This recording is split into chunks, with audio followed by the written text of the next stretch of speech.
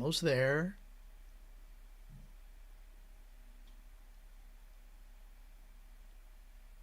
And there we are. Okay, everybody, welcome, welcome, welcome. Thank you so much for joining us here on day 11, or no, day 12, I'm sorry, 12 of Mastering the Science of Getting Rich. And, everything leads step by step to where we are right now. This book is so well written. It is so well put together, The Science of Getting Rich by Wallace D. Wattles. And it is so perfect because it is not just about, when it says the science of getting rich, rich not necessarily wealth, but health, prosperity, abundance. So, and it's just a masterclass little book when you consider everything that it has inspired. And we are so glad that you are here today for Mastering the Science of Getting Rich. It is chapter 12. We've talked about the way. We've talked about the principles behind the science of getting rich. But the one thing that is so important, which was again introduced in the last chapter, efficient action. You need efficient action to move to the next level, to move forward, to get where you want to go, to get what you want. And here, with our mastermind, we are so glad to have an amazing gentleman who I will introduce in just a moment. For those of you watching on YouTube, please don't forget to like, share, and subscribe to this video channel. You will not miss out on all of the amazing information. So, with that being said, let's get started. Our mastermind for Mastering the Science of Getting Rich. He's a dear friend. He is an amazing mentor. He is really, I think if you put the success leaves clues, you get that from the dictionary, his picture is right there. That's how good this man is. He's got 66 people he has helped to become millionaires.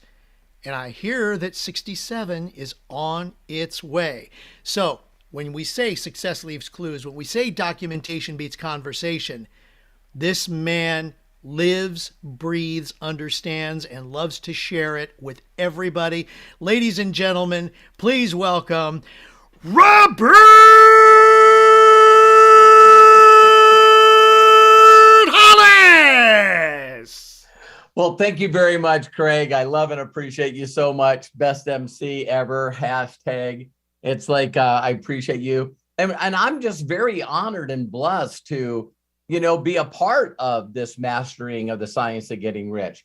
The reason that I believe that every one of them, I know why a lot of the ones up to this point have been so incredible is because amongst us, there's more infinite wisdom out there. So if you've looked at them as the things that other people are bringing up and asking questions and that just makes it better. It makes it gooder and gooder when all the people are all equally on one plane. So what we're going to do, like we do on all, we're immediately going to go to the science of getting rich. We're going to listen to this chapter. And then what we're going to do is I'll give a small comment and then we'll go into our masterminds. So here we go.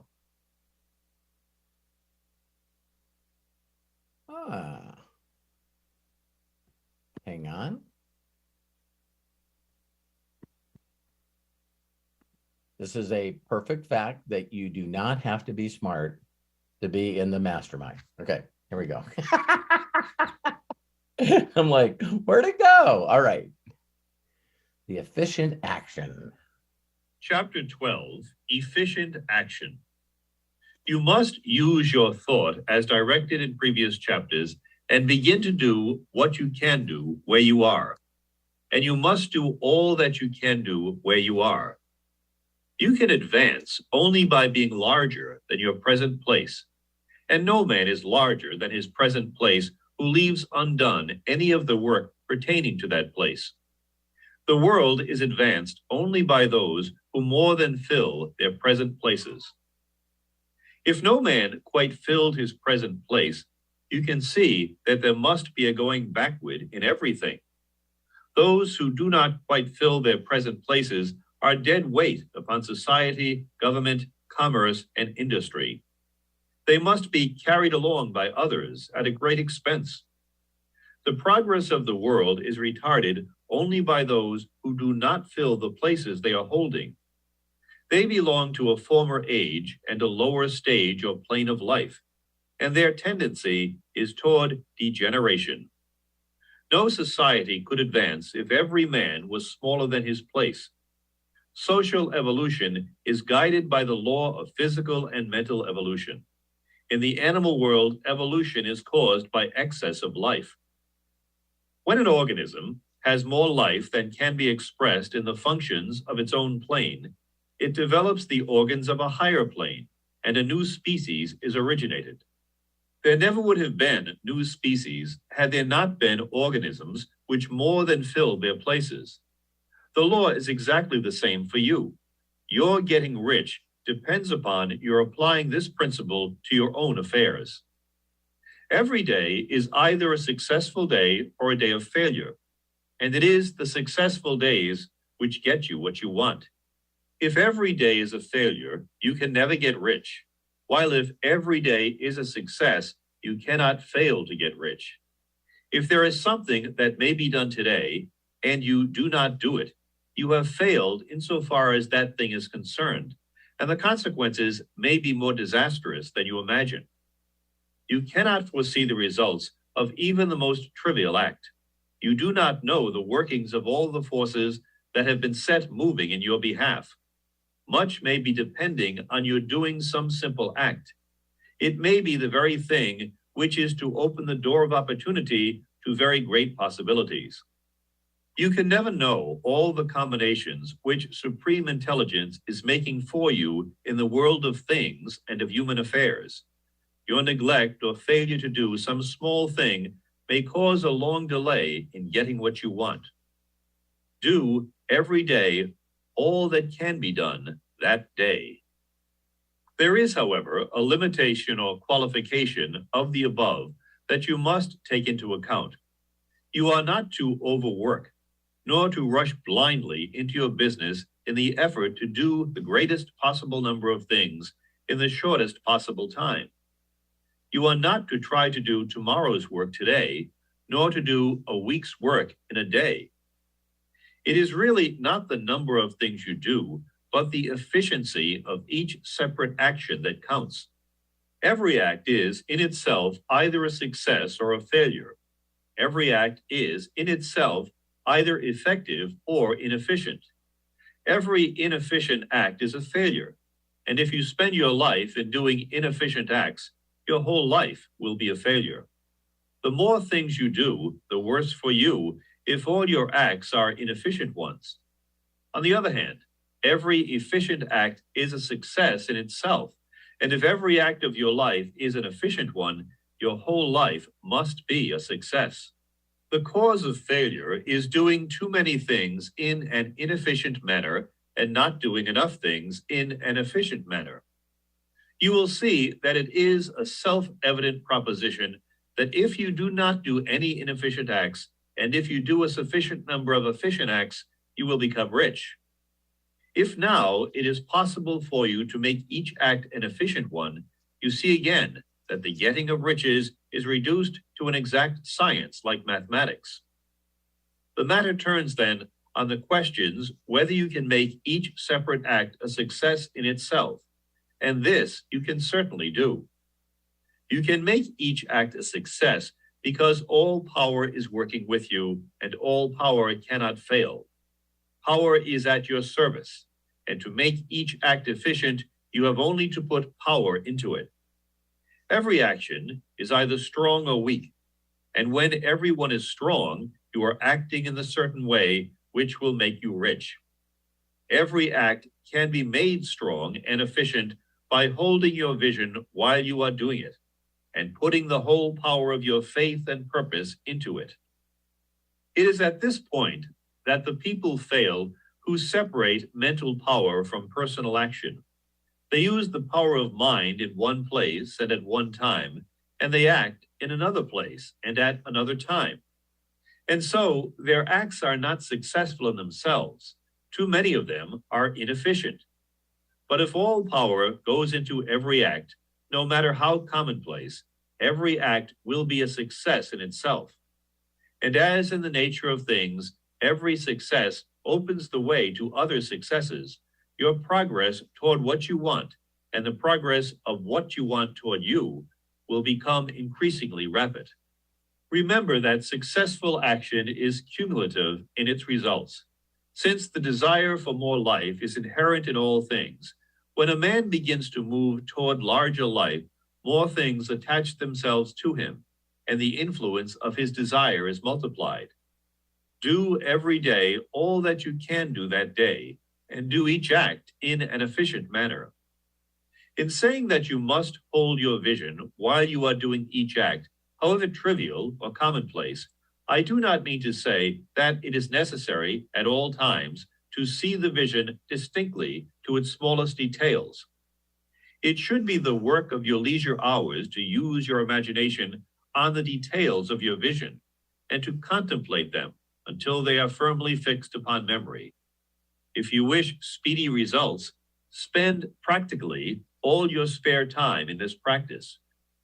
By continuous contemplation, you will get the picture of what you want, even to the smallest details, so firmly fixed upon your mind, and so completely transferred to the mind of formless substance, that in your working hours, you need only to mentally refer to the picture to stimulate your faith and purpose, and cause your best effort to be put forth. Contemplate your picture in your leisure hours until your consciousness is so full of it that you can grasp it instantly. You will become so enthused with its bright promises that the mere thought of it will call forth the strongest energies of your whole being.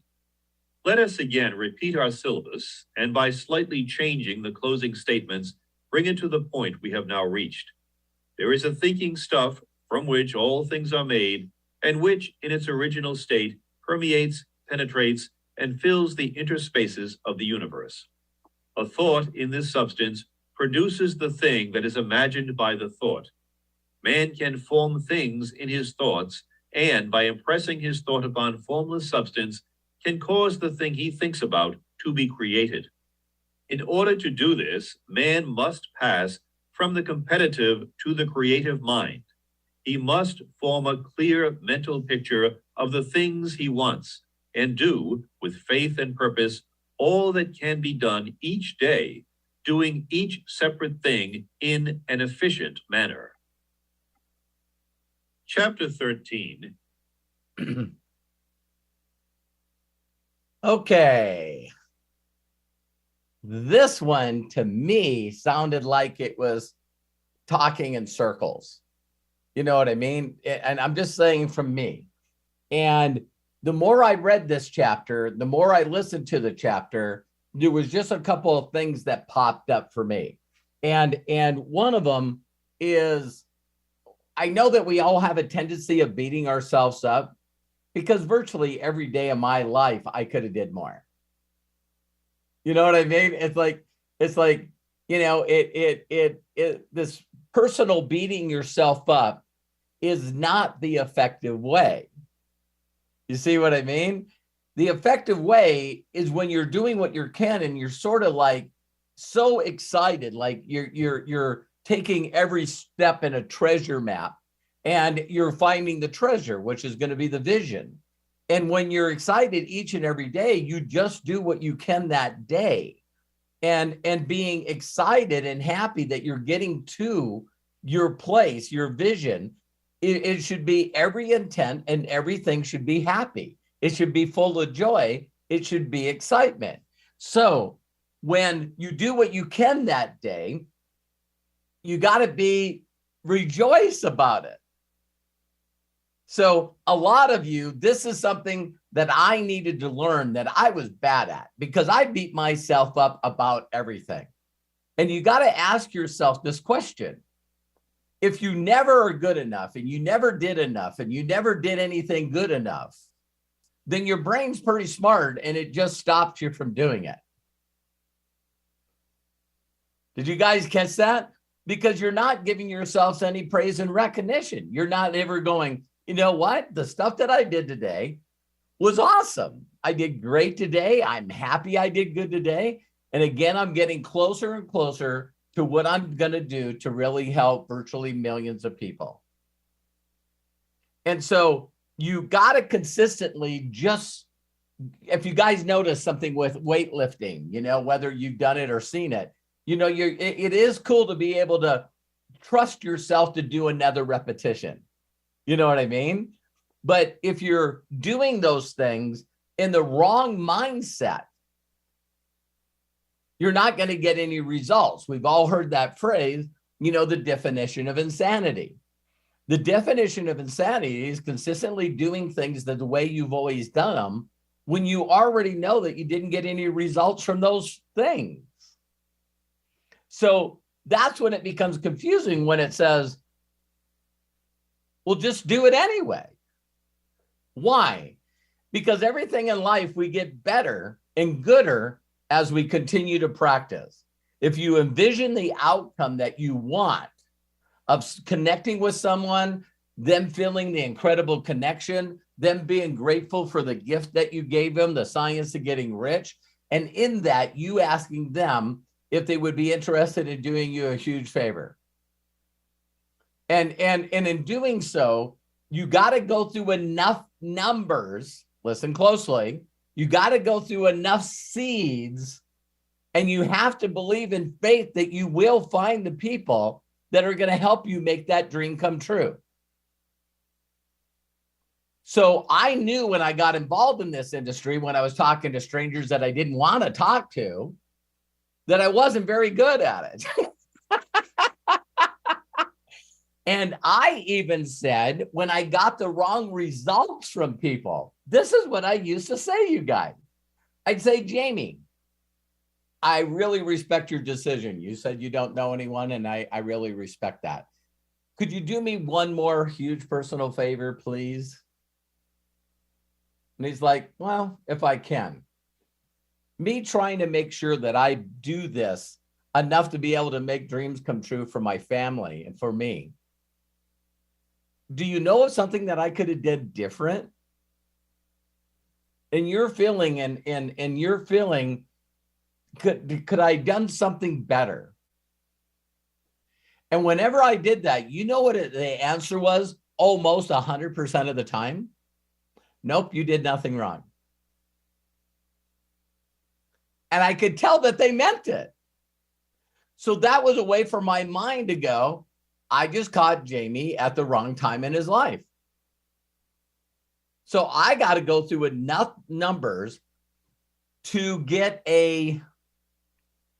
not only to continue to get good and then better and better and gooder and gooder, I got to keep doing this thing to get better. But I get to a place where when I do it, I'm so excited to do it because I'm now changed my philosophy that I'm connecting with people that need this message.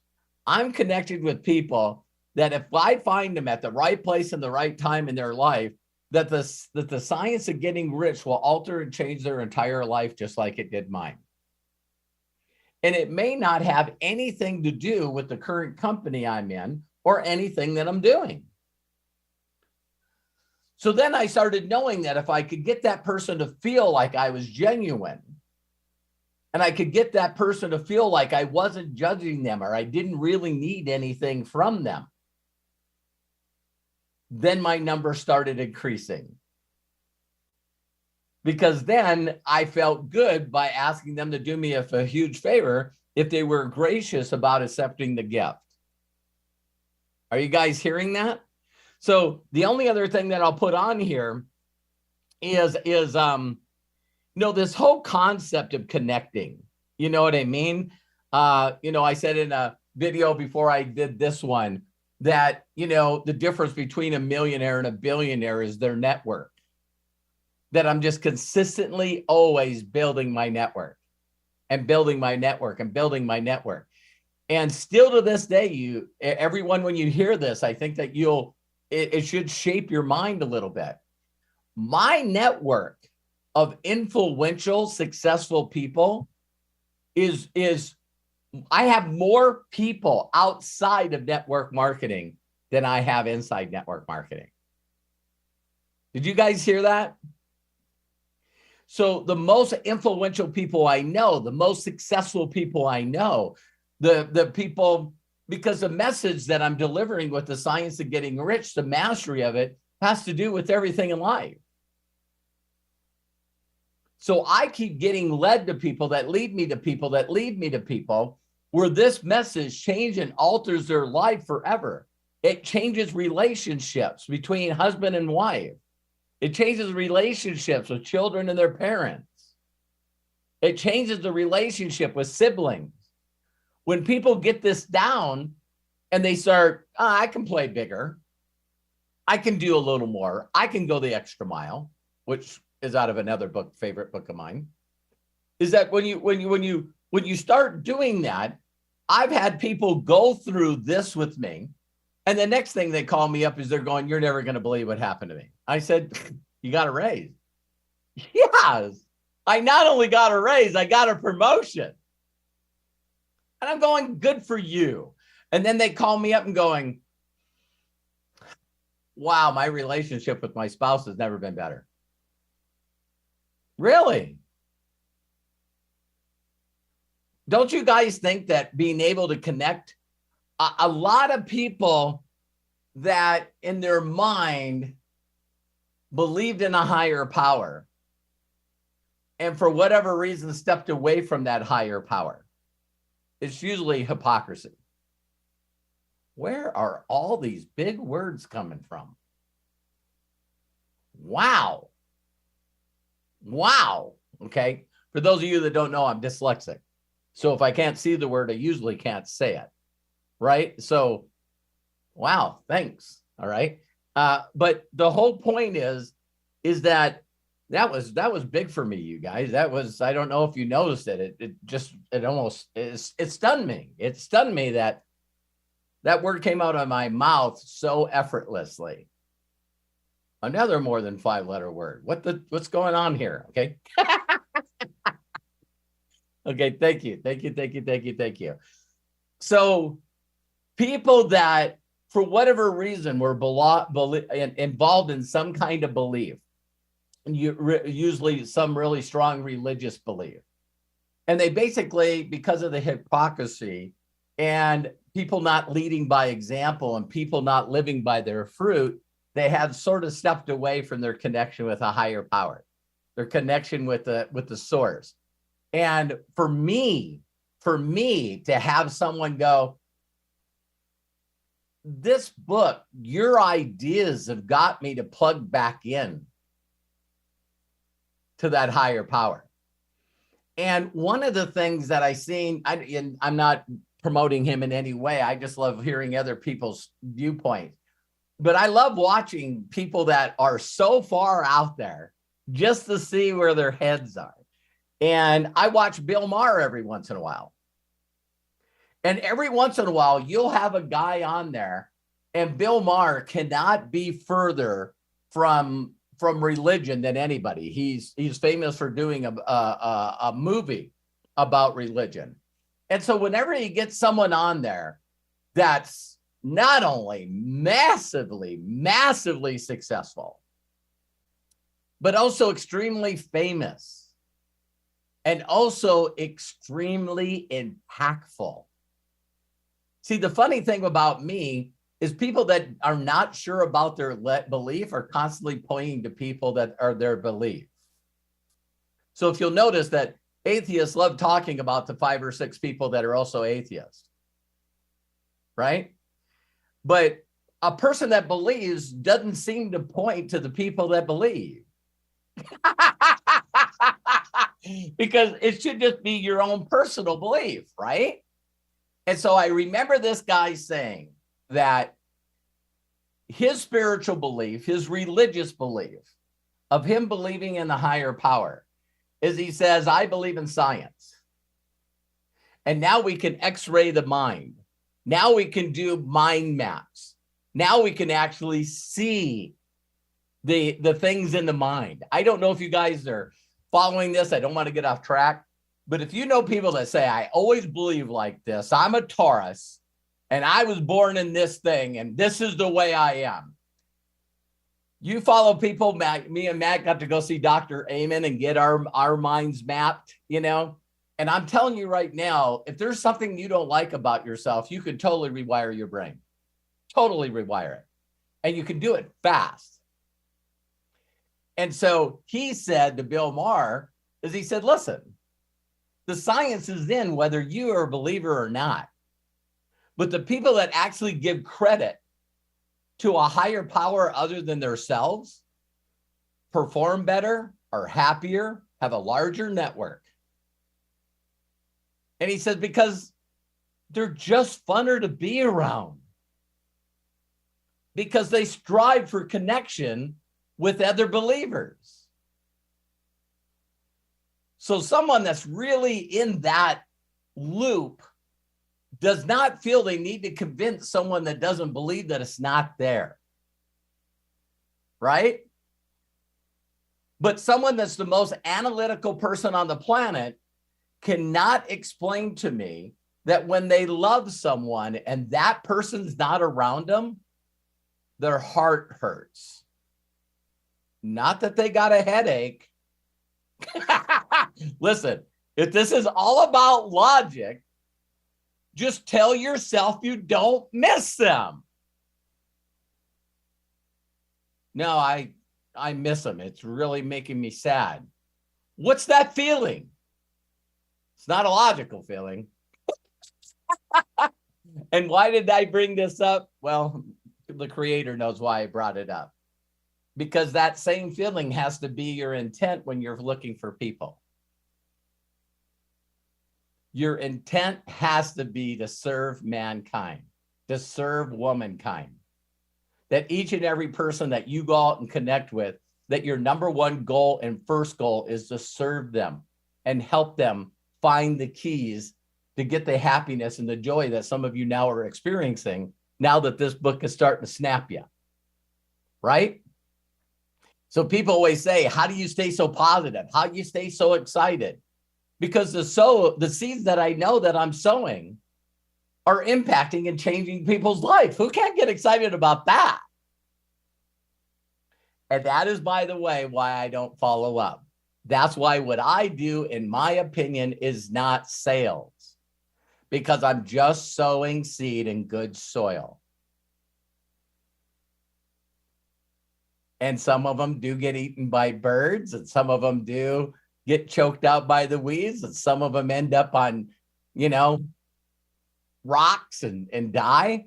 But that's never going to stop me from sowing seeds. So I can create whatever I want to create.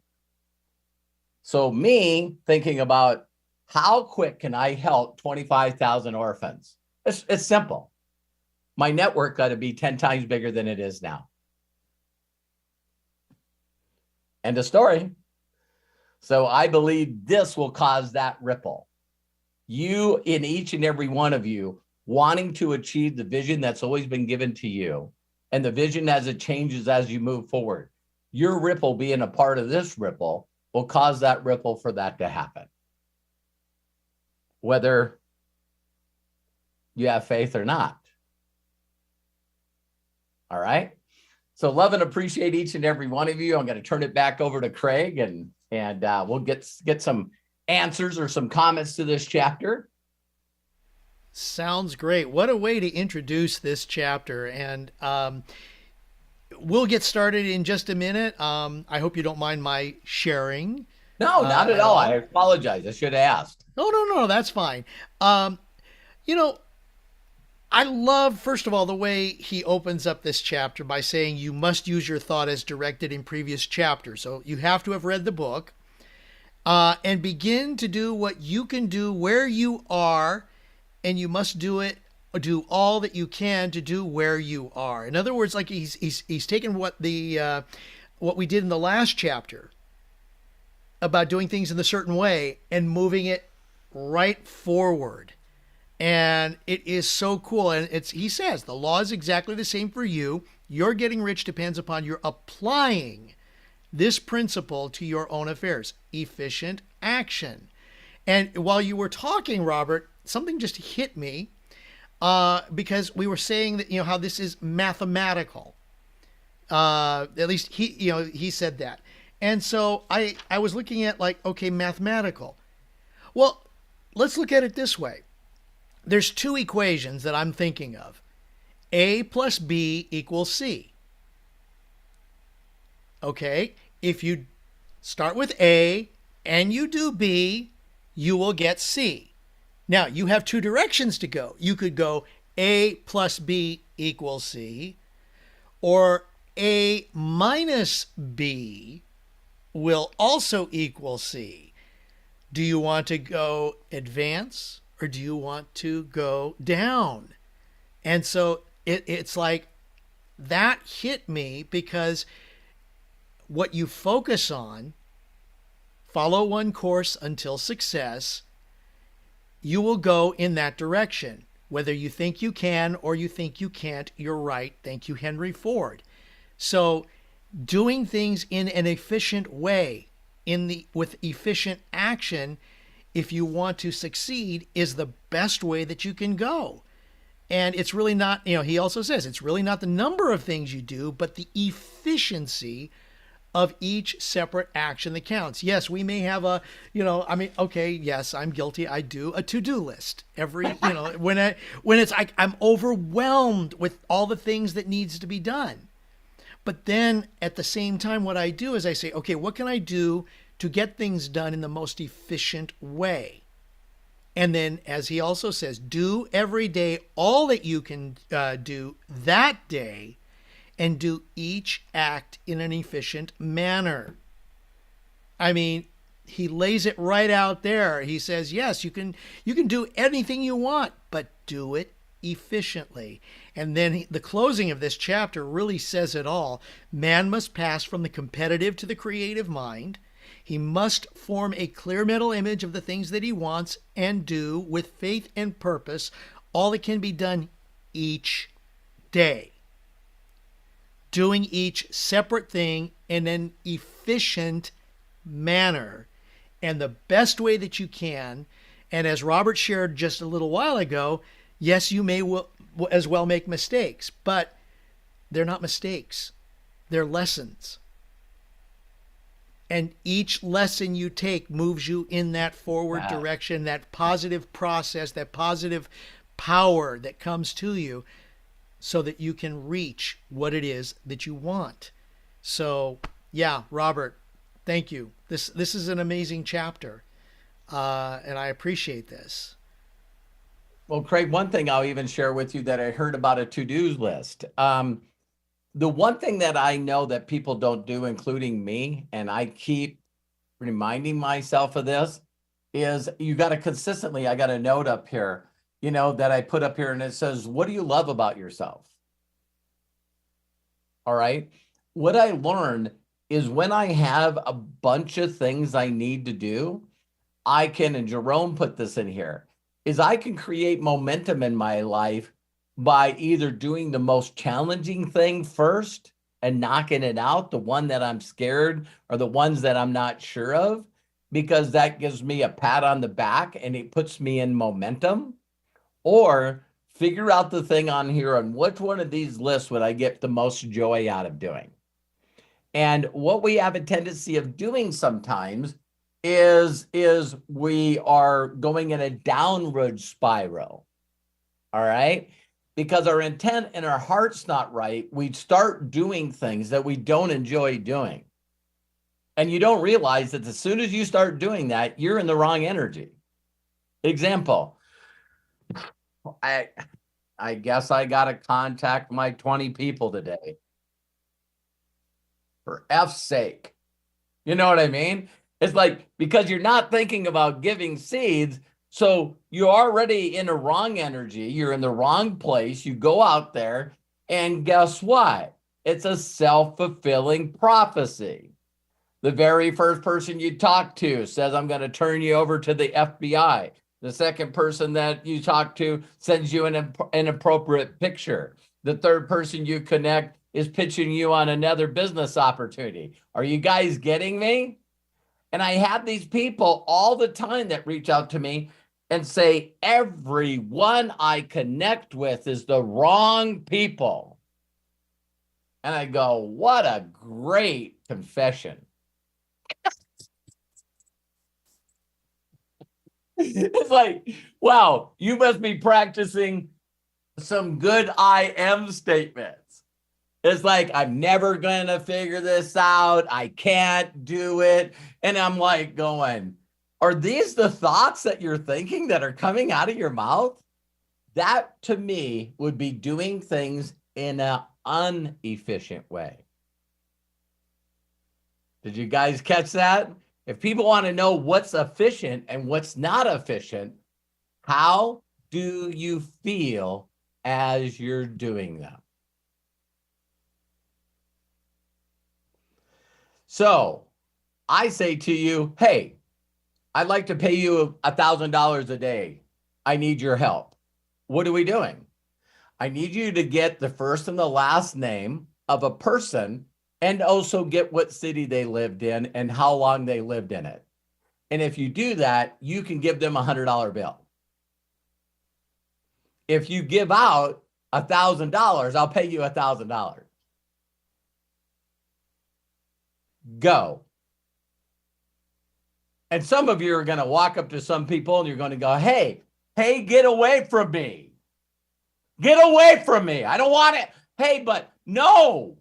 Don't want anything. See, you're going to have to learn to find ways to get that peak of interest going, right? Me, the reason I give away a gift is this is the way I want you guys to think about it. I get someone's attention and I hold up the $100 bill. Don't say nothing. Just smile at them, go. And they're like, you want this? What do I got to do? Answer a couple questions. They're short and fast. All right. Name.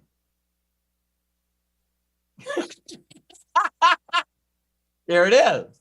2 more. See what I mean? It's like you will learn how to be more efficient by the amount of people that teach you wrong. I'm not going to reach out. People go, how are you so successful at doing this? I look at people's profiles before I connect with them. Are you kidding me?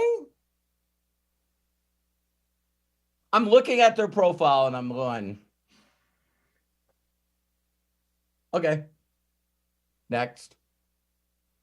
Look at that person's profile. Yeah. I might sort a little different than you. And do I know that probably 90% of what I do is more being guided? Oh, yes, I do. And I'm working on getting to 100.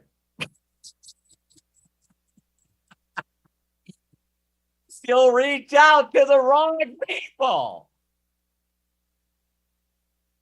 Hey, but I have fun doing it. And if someone turns me down and treats me wrong, I giggle. And I actually say a small prayer for them. And then I move on. So I hope, Craig, thank you for bringing that up. Absolutely. All right, everyone. Those of you watching on YouTube, please go ahead, like, share, and subscribe to our channel here. Those of you who are here in the Zoom and you want to share, once again, I'll just remind you, you can raise your hand as we have Bill Shoemaker, Katie Sanders already with their hands up. Very simple to do. Put your cursor here in the middle of the screen on Zoom.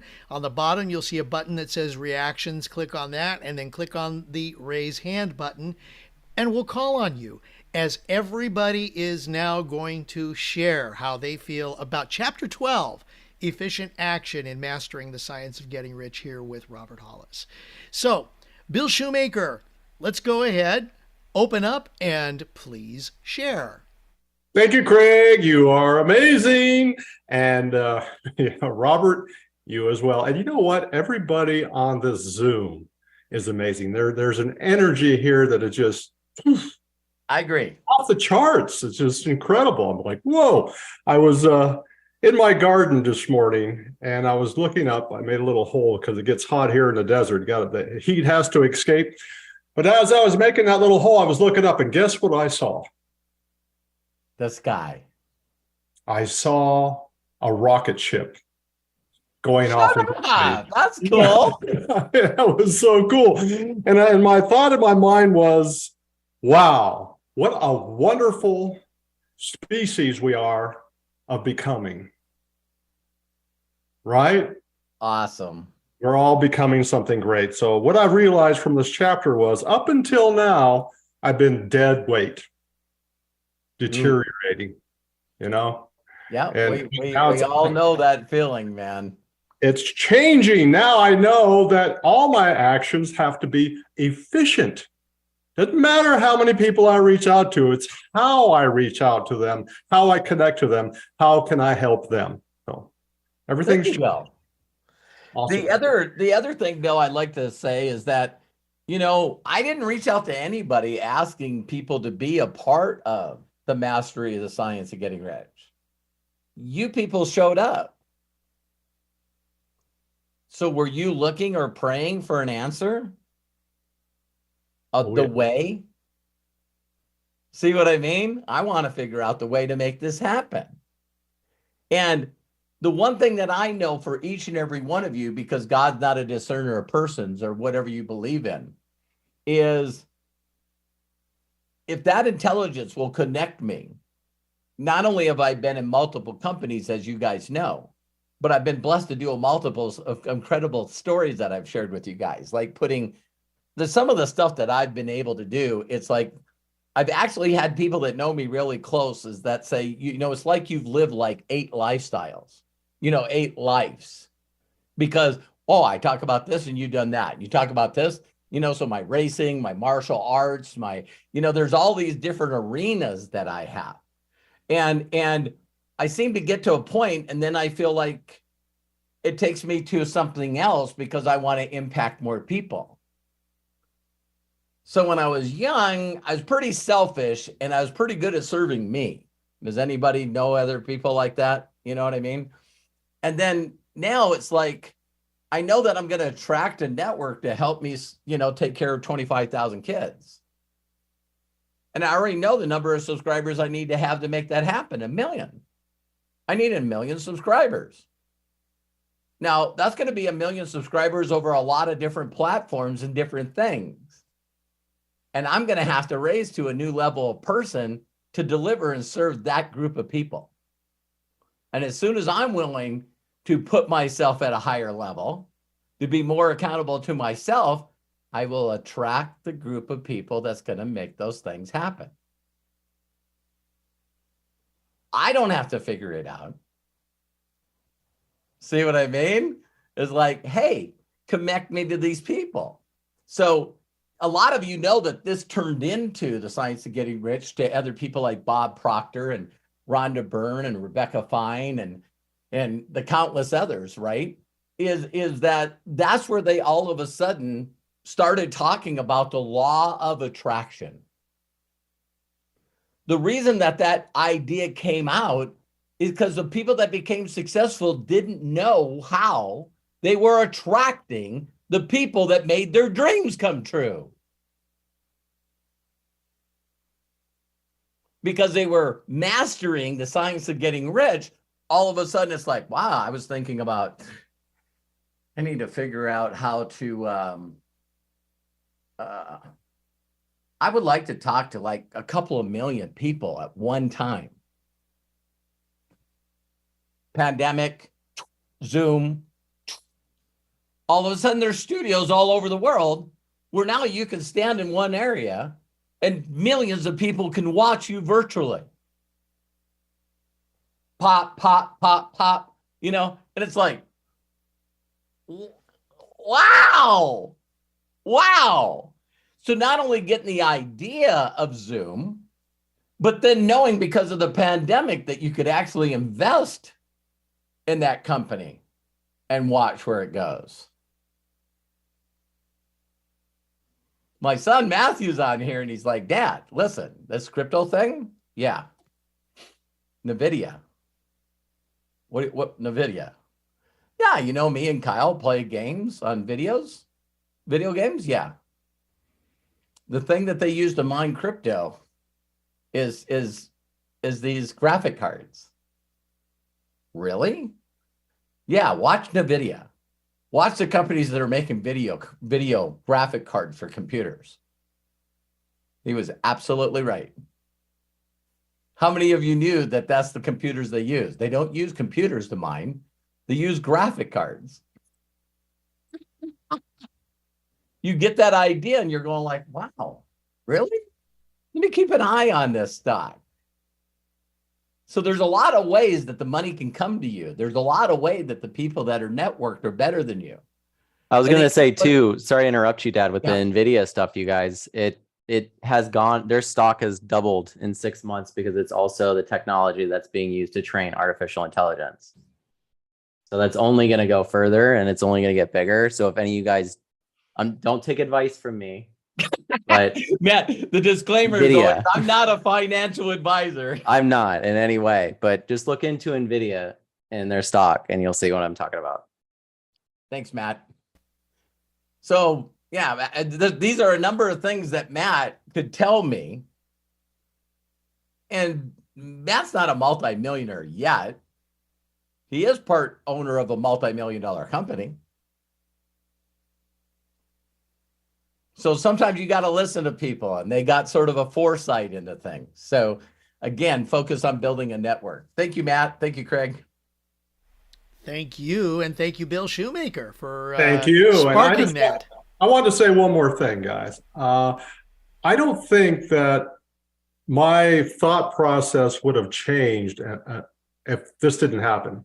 If you didn't come out with this, Robert, and create this course to the study of the science of getting rich, I don't think my attitude would have changed. So thank you for that. That's it.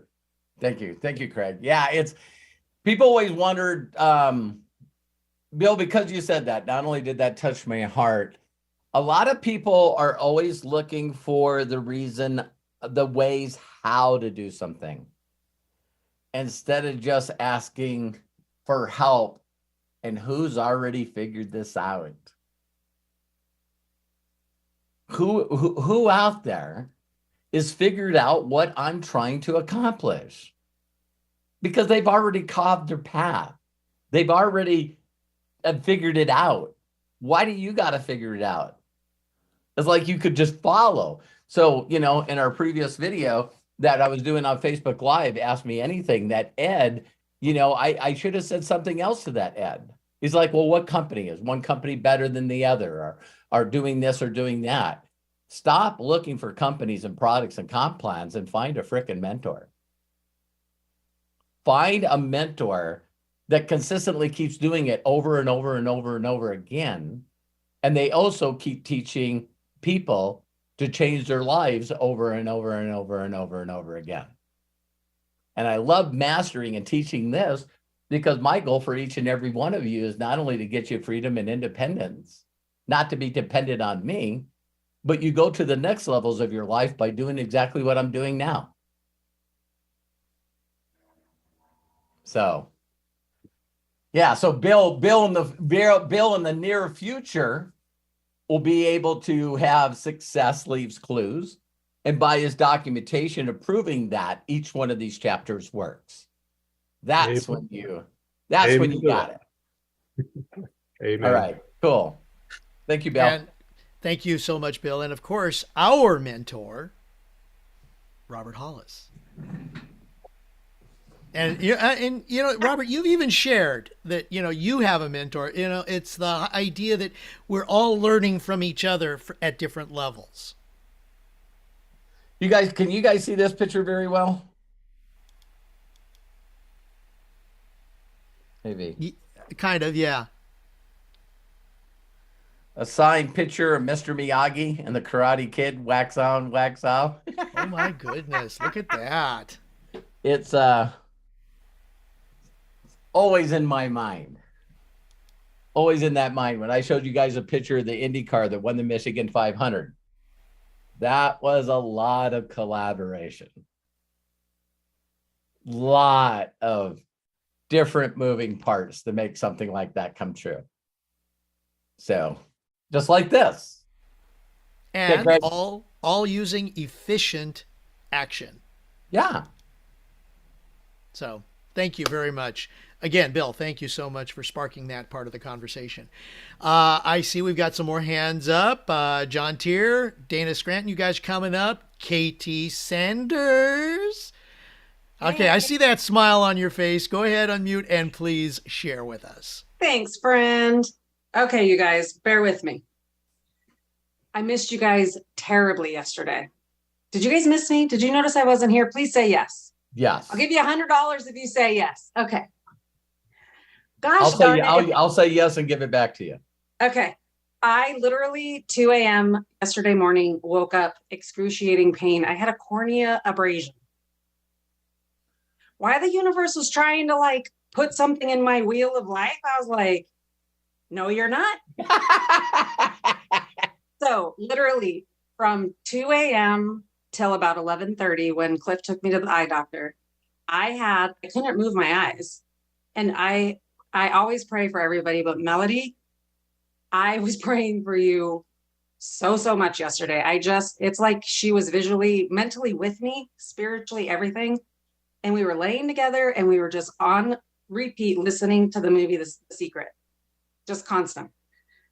But what I would have had done previously, before I have been learning to do things in a certain way, I would probably had started drinking, probably would have started smoking some pot, probably would have handled it in all of the negative ways. Woe is me. Oh, my eye. Blah, blah. All I did was on repeat, listen to The Secret and visualize myself as the wonderful, beautiful lady who fought breast cancer. They listened to stuff funny. She just said, thank you for my healing. Thank you for my healing. And not to compare my eye issue with something serious, but I'm very proud of myself that I still stayed plugged in. I still was feeding my mind. And I kind of like am using it as a forced day down to kind of recharge and just kind of meditate all day. I was talking to Angela the other day, and she was saying that she felt like she was going through a downloading session, like a downloading period.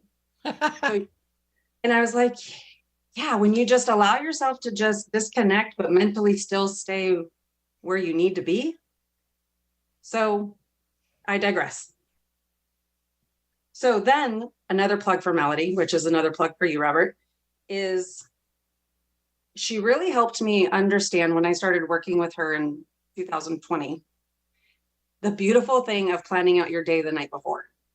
So we beat ourselves up so easily, but I want to encourage everybody, even if it's just for 1 hour a day, if you plan that 1 hour, you will feel efficient for whatever the task is,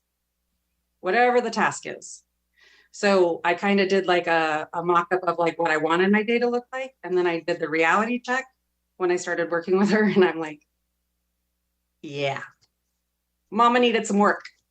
So I encourage you guys, if any roadblock comes in, just put on one of these chapters, close your eyes, and just get back to it. Nice. So, and then on the subject of loving yourself. So Robert, you had mentioned, how did I love myself today? So with my daughter, the drive home from school, it's always like, tell me 3 great things about today. The third thing that I added in there is, how did you love yourself today? So she tells me, bless her heart, she said, Mommy, I loved myself today because I was able to be a good friend. She's like, a kindergartner lost her picture. She was so upset, and I helped her find her picture, and making her happy made me happy. So that's how I love myself. Seeing it through your children is the best. Man. So always ask yourself, how did I love myself today? And when you're around kids, ask them, because kids probably don't get that from their parents. So The part in the book that stuck out to me that really made me want to share is every efficient act is a success in itself. And if every act of your life is an efficient one, your whole life must be a success. So I missed you guys so much yesterday.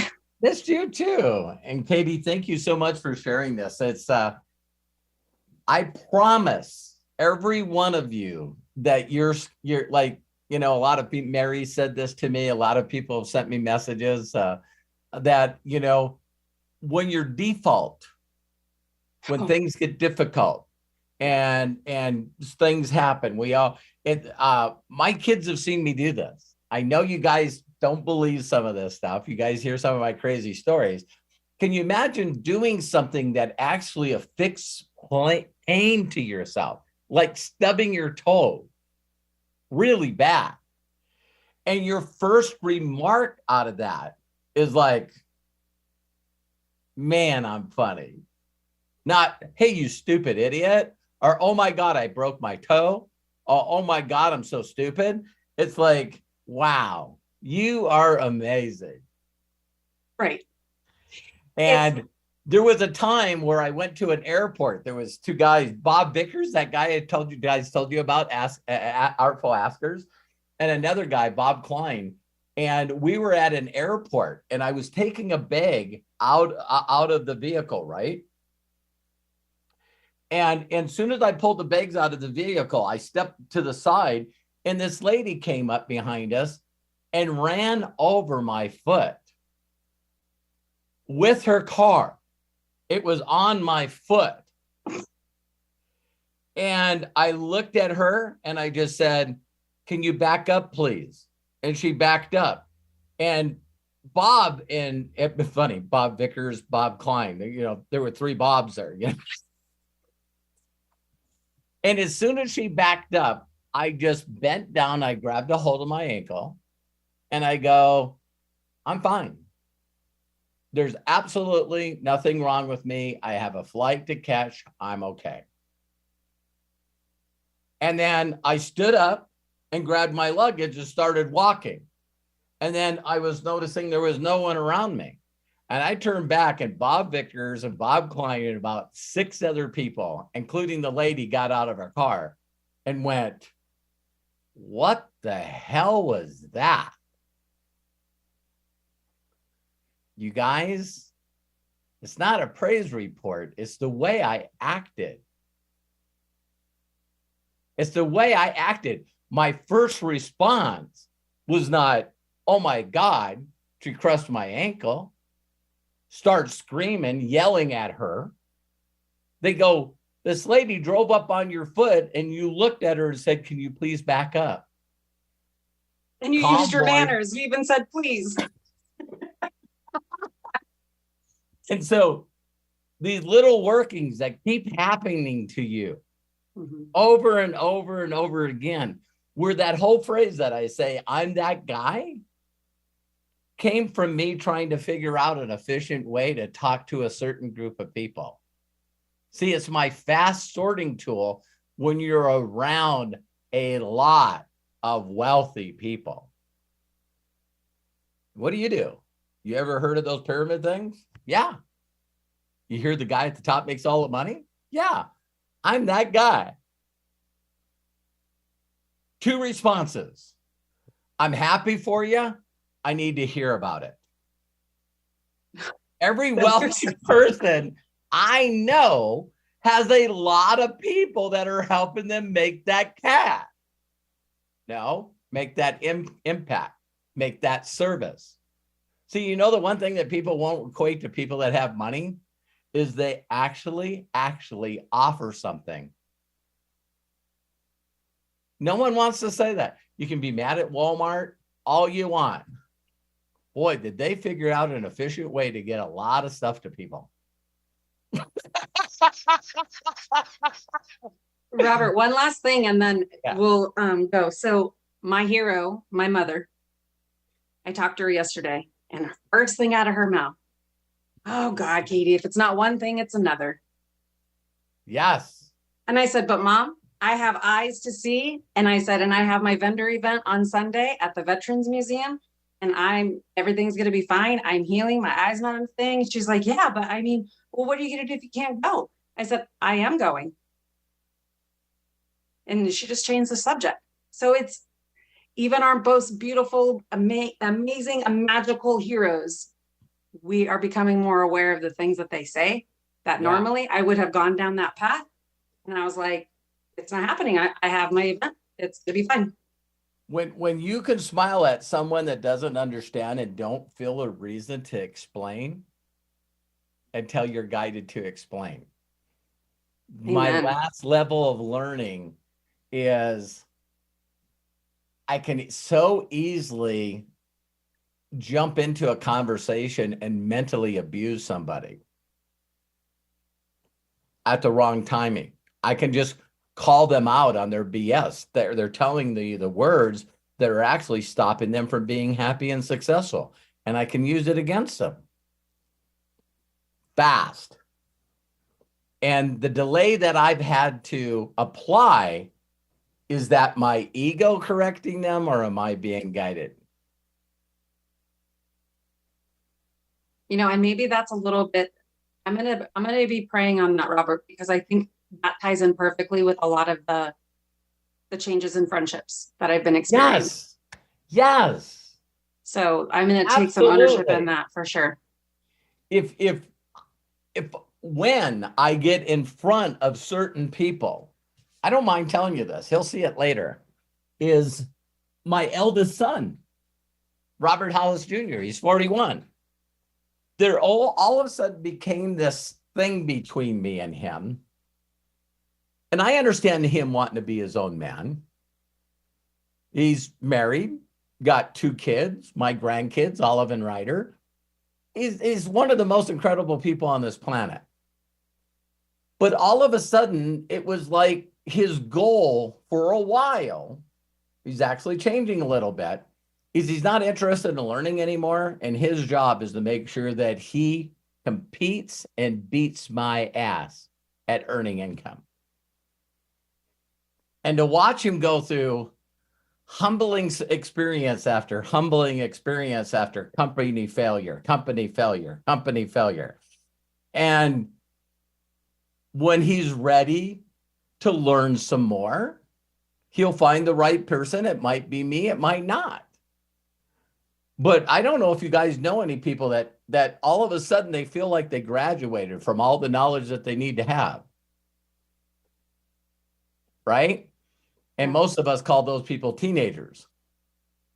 But I met a lot of adults. Mm-hmm. And so that one statement for me to just be his dad.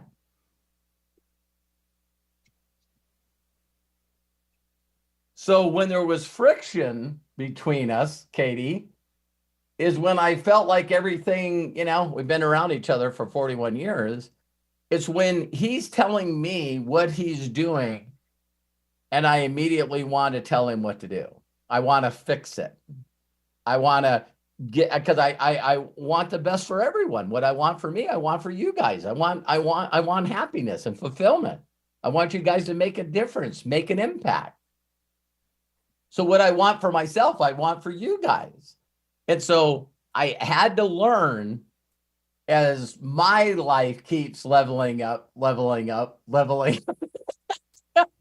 that the people that made a difference in my life, I gotta let them feel like I'm not judging them, that I don't always have to talk about how they can level up their life. But I don't have to participate the way I used to participate, Katie, which you and I were talking about. So you get around that group of people and the drinking and all the stuff that we did and the way to have fun is to point at other people and we'll all joke and make fun of those people. You know what I mean? It's like me, I can still participate and not have to be there. And what they all say all the time to me, Katie, is they go, when you're not around, it's not as fun. Yeah. When you're not around, there's not more joy. So I needed to figure out how to participate around those individuals and just be the best person I could be for them at that point. And I even got to the point, Katie, when they say, well, how's things going? You know what I mean? And I go, do I have to say it? Yeah. You know, I'm greatly blessed, highly loved, you know, highly favored, deeply loved. They're like, you say the same stuff all the time. Yeah, I know. It's just, you know, when people wave at me and say hello, I say hello. But I don't have to go into it. You know what I mean? Right. And all of a sudden, the people that I was hanging around, all of a sudden started saying, you know, I like that you changed. They don't understand that I'm just changed around them. You know what I mean? It's like, so now my son will say, Dad, is everything going okay? Is everything going great? Yeah. I mean, honestly, it just keeps getting better every day. I'm living my best life ever. And he doesn't have to ask me anymore. So I don't have to say what I used to say is, Dad, everything going great? Did 390,000 in volume in the last 2 days. Some people are trying to figure out how to maintain 1K, you know, and I'm wow, another record day. We did over 400,000 in volume. People are like, you know, and I'm going, oh, I'm sorry. So I wish I was there to give you a big squeeze and a big hug. Thank you so much for sharing with me. Thanks everybody for helping me grow. Yep. We're all growing together. Amen. I love you, man. Love you. Love Thank you you love so you. much. Love you, gal. Thank you so much, Katie. My pronouns are, I don't care.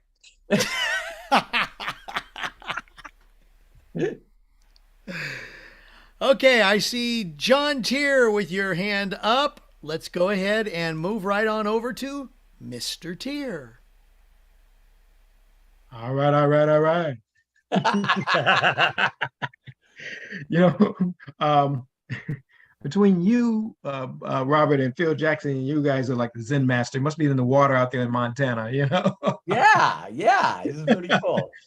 Thank you. That's Someone, awesome. I got to be honest, when somebody hit my ankle, some other things might come out. I'm not there yet. I'm not there yet. I'm telling you what, that's the difference between Robert and Bobby. Yeah. That would not have been a good goodness. situation with Bobby. You know what I mean? I get that. Man, you know, this chapter, do what you can do today. Man, efficient action. I thought about this scripture that says, take no thought of tomorrow, for tomorrow is a day unto itself. Yeah. So, And there used to be a time, man, and I had to really work on getting out of this. I'm on my grind. Oh, yeah. I do 100 today. Yeah. Yeah.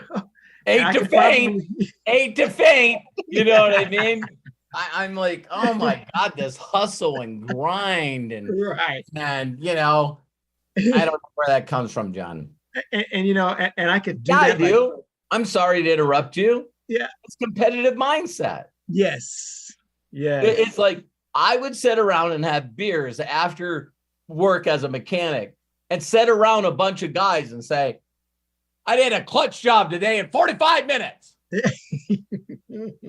I flagged 80 hours in the last 3 days. And it's like, well, I flagged 82. You guys ever hang around a group of people that drink and it's always topping the top story? You know what I mean? It's like people are not listening. They're being quiet for you to have a break so they can interrupt and tell the better story. That's I'm sorry. I'm sorry, John. So yeah, it's like on my grind. And then what I had to come to realize what I do today is enough for today. Yes. Yeah, because I used to subscribe to that, I'm doing 100 today.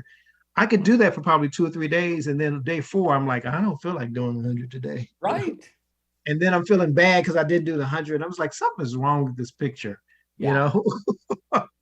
And so, but I came to realize whatever I do that day, and it's something you had said something, You know, you said sometimes you do a lot, then sometimes you don't do anything. And it's based on how I feel. And so I'll set out and I'll keep doing what I feel. And then when I don't feel that anymore, then I'll just let it go. Amen. And it's taken me some time to get to that point to be okay with that, Yeah. to say it's okay. You know, just do what you feel like you want to do today. And it doesn't have to be a number. It doesn't have to be anything like that. It's just No. at the end of the day, I may have taken account and say, okay, this is what I did today. And I only do that to measure, to see, could I do a little more? Could I do, or can I pull back? I'm not sure yet. I don't know what my peak number is yet. So but I don't get mad because it's not 100. You know, it is what it is.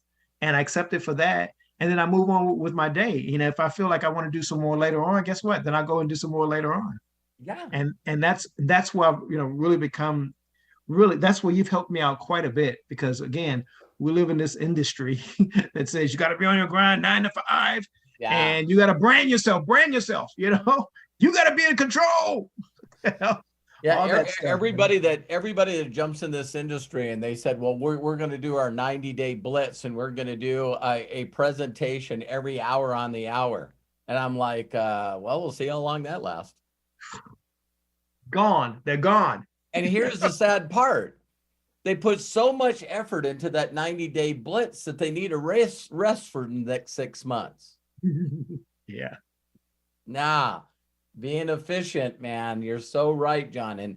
And the analogy that came to me while you were talking, or the download, I guess I'll just call it a download, is have any of you known somebody? I'll always love saying that because it didn't pinpoint you. Has any one of you ever struggled with trying to find a solution to something, or remember something, or find something? And if you notice, the grind doesn't work. I lost this thing. I got to frickin' find it. And then some people are really self-defeating. They walk around, I frickin' lose everything all the time. I'm always losing things. And I'm going like, wow. And it's this grind and this focus and this beating yourself up and throwing things around, and you're looking for it and you're all upset. You know what I mean? It's pretty amazing that sooner or later, if you don't ask for help, a child can help you. And it's like, Daddy, why are you so upset? I can't find my glasses. They're on your head, Dad. It's funny you should say that. I used to get upset when I lose stuff, and then I begin to tell myself, it's in that place you haven't looked yet. And I kind of keep that in my mind when I can't seem to. If I misplace something, I say, it's in that place you haven't looked yet. Yeah. And that's the only. I just tell myself, you know what? I'm not feeling good right now. I'm so sensitive to how I feel. And then what I do is I immediately ask for help and I find a solution. So say I lost something, and then all of a sudden I don't know where that is. Well, I wonder what else I could use to make this work. I wonder what else I need to do. As soon as I pull that friction or that struggle off that thing, then I walk into a room and it's there. Yeah. And there's this thought that happens. I looked here. I looked here. It's someone's playing games on me. Yeah. Because have you guys ever heard the phrase scotoma? Scotoma, where's all this? It's like, it's almost crazy that you ask yourself where the wisdom comes from, right? When you purposely pray and get into it, right? A scotoma is a blind spot. Yes. And every one of us has that blind spot. And it's called a scotoma. And so, believe it or not, if you know a good eye doctor, or you can go online, believe it or not, and find scotoma tests. And they'll tell you where to put your finger and how to move it. And your finger will disappear while both your eyes are on it. Yep. You're going, there's no way that I can look straight ahead and have my finger disappear in this one area, or dots or whatever. That's honestly where optical illusions come from.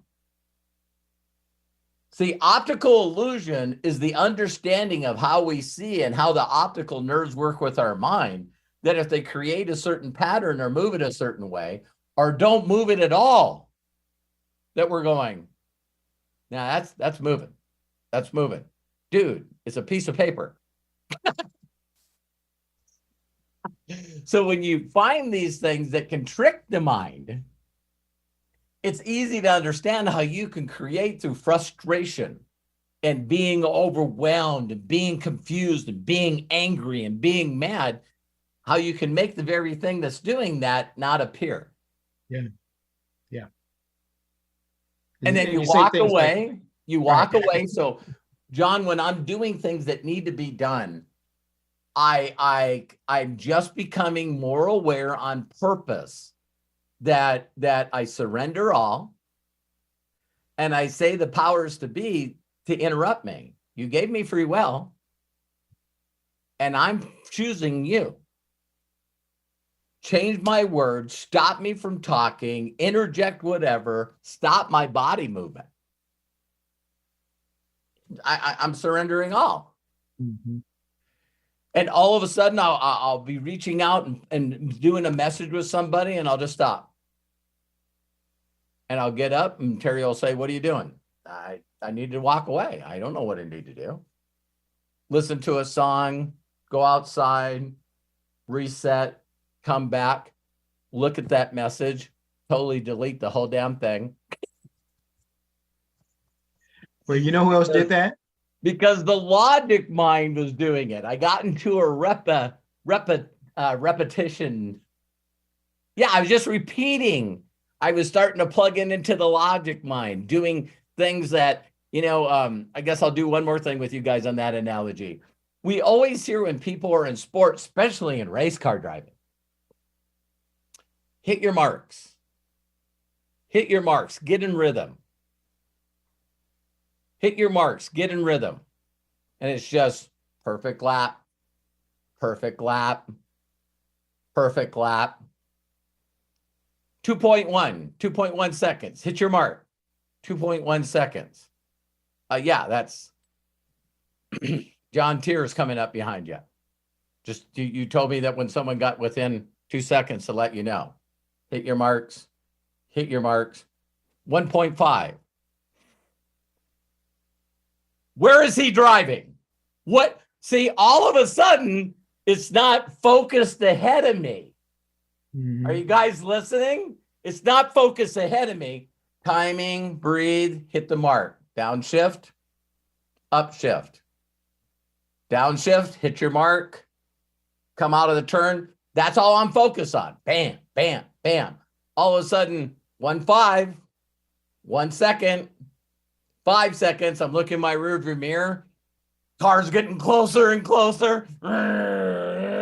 It's like, and what do they say?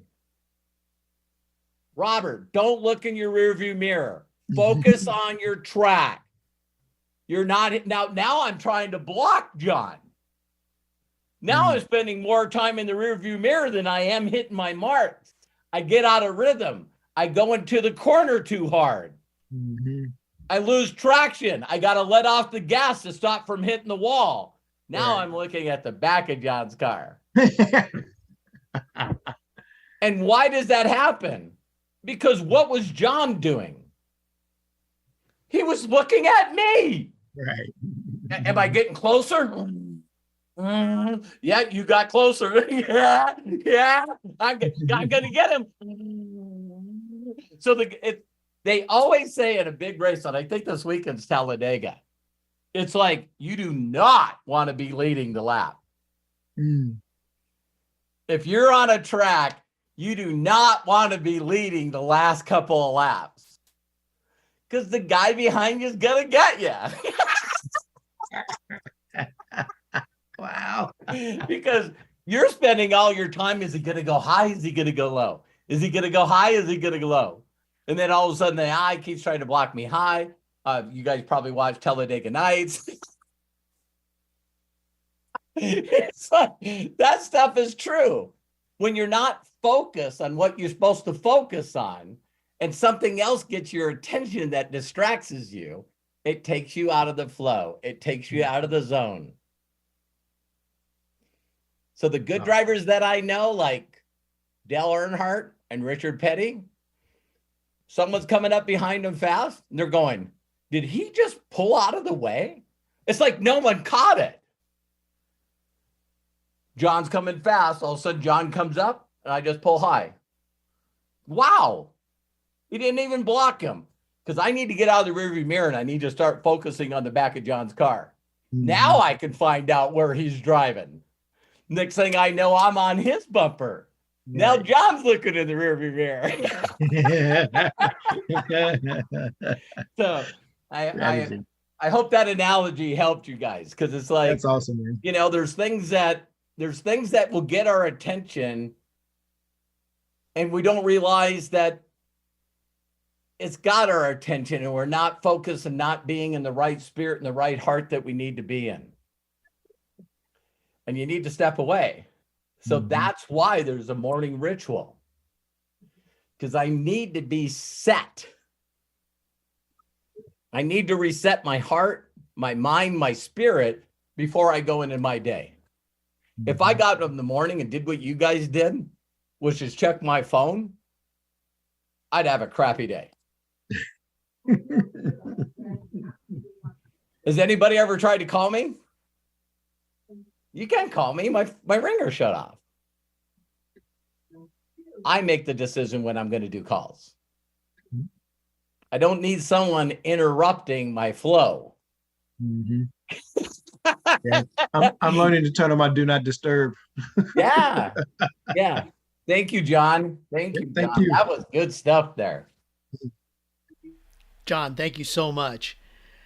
Before we get to Dana, I see James Saunders has his hand up. Which one? Well, it looks like his left one. Yeah, he's got two screens up here. I'm like, I know the one that says no limit. He got his twin brother on here. So I'm going to go ahead and ask him to unmute. James, come on. Unmute on your. There you go. So go ahead and share with us, James, please. First things first, I'd like to commend Robert Hollis for all that he does. I mean, he's magnanimous. We are talking about using our time efficiently. We're talking about using our day efficiently. I cannot think of another human being that uses his day more efficiently than Robert Hollis. Thank you, James. You're very welcome. I remember James, for you guys that haven't seen James before, he's a lifelong serviceman, service our country so we can do this. And so it wasn't by accident that there's two of them on here, because this man is the most well-prepared man I know. Well, thank you for that. It was not my intent to be two people, but I'm glad I'm on here. You are. I remember one day I said to myself, you know, sometimes you got to talk to yourself. Yeah. Yeah. I said, self, I need to reach out to Robert Hollis. As he is, he's probably rolling in dough like a baker's knuckles. But I just have to reach out to him. He might just answer me. Who knows? So I text him. I go on Messenger. I didn't really. My first mistake. I will acknowledge it. My first mistake. I really didn't believe that he was going to respond to me anytime soon. But let's just say I reached out to him at about 5 o'clock in the evening. He responded to me in less than 30 minutes. To say that I was flabbergasted would be an understatement. I was amazed. And it was later on, I didn't even know, I'm not going to say it. I didn't even know how much money he was making every month. If I'd have known that, if I had known that, quite frankly, I wouldn't have reached out to him at all. Wow. Really, I wouldn't have.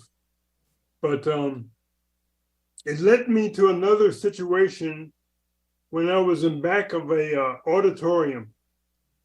We're talking about mentorship. We're talking about efficient action, right? Right. And I'm in the back of the auditorium, and I'm seeing this guy walk across the stage in another company, but he walks across the stage, and they gave him, one of them big checks. I don't know what he was getting. He's going to be getting it for the next 18 months or 24 months. I didn't really care. All I knew is that the number on the check was like 4 million. And I said, oh my God. He might even have heard me from the back. he might even have heard me from the back of the auditorium. I said, I don't know how I'm going to do it. I don't know how I'm going to do it, but I'm going to work with that guy somehow. And it was fortuitous.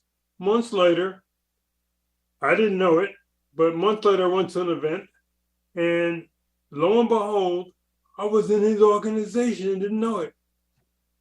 And I asked him, I said, as I was jumping up and down, I said, excuse me, can you just tell me what I'm not doing?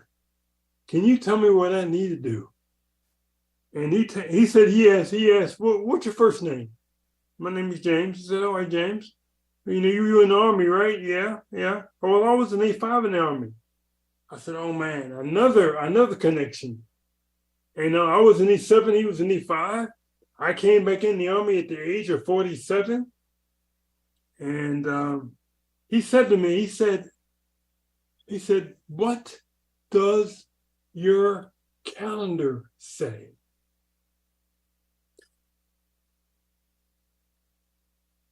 He said, what does your calendar say? I'll be quite honest about it. I didn't have a calendar. And I told him that. I said, I almost called his name. I'm not going to say his name. But I said, I don't have a calendar. He said, and I quote, he said, James, I said, what? I've got all notes. I got my notebook out, my pen out, and everything. He said, empty calendar, empty check. It was like he hit me in the face with a right cross. I was like, you didn't hit me like that. You didn't hit me like that, did you? What did you say? He said, empty calendar, empty check. See, while you're home watching millionaires on TV, watching the negative news, or whatever we want to call CNN, constant negative news, I'm building my organization. While you're fretting about this and fretting about that and talking about how broke you are and how things are not going well, we don't have those kind of conversations in my house. I have forbidden myself from ever saying, I can't afford this. I just need to work harder to make more money. Then I'll get it. I'm not worried about it. I was like, wow, what a perspective. Because I was the guy, you asked me how I'm doing, right? I'll be one of the first ones to say, I'm all right. What? I'm all right. You all right? I'm all right. And when I looked at, I started studying. He made me study. I was like, if Jesus was before me right now, and I asked him, Jesus, because nobody ever asked Jesus how he's doing. Nobody ever asked God how he's doing. They're always asking him for something. Daddy, can I have this? Daddy, can I have the, can I, can you bless me with it? Those of you that have children understand. Those of you that don't have children, let me say that if you had children, you would understand.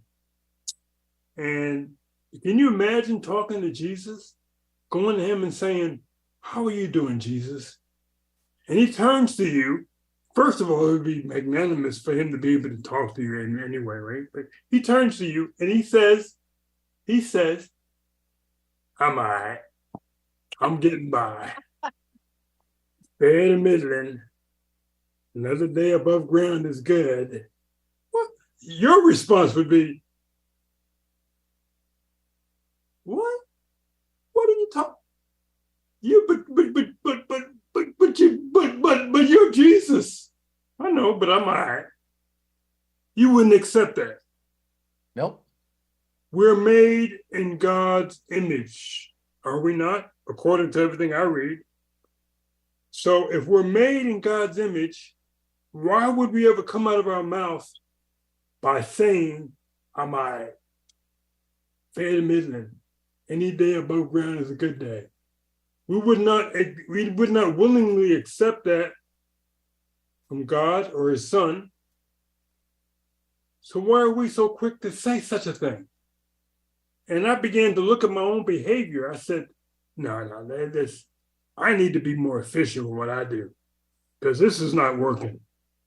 He's made $4 or $6 million and I'm sitting in the back of the other stuff.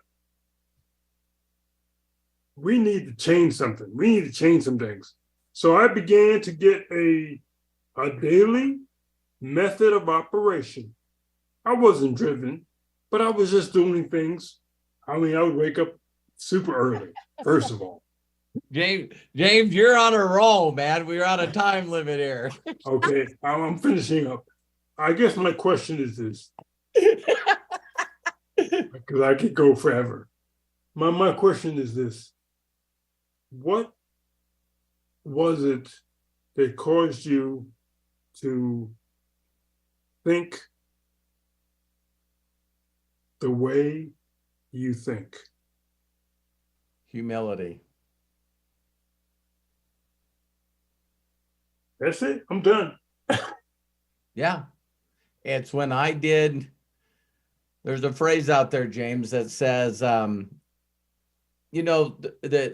place that everyone that's watching this video live or recorded, there's two things that people will not acknowledge because of a lack of awareness.